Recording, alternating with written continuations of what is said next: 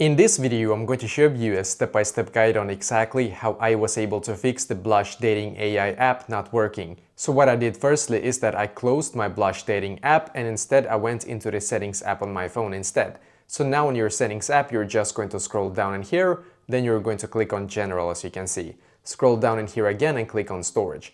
And now you're just going to wait a couple of seconds for this page to completely load. So we're just going to wait, and then when it's done, when all of the apps in here are loaded, just scroll up, click on Search, search for Blush here, and click on the Blush app. Now click on Offload app, and once again click on Offload app down below here. You will be able to see it, and then click on Reinstall app as you can see.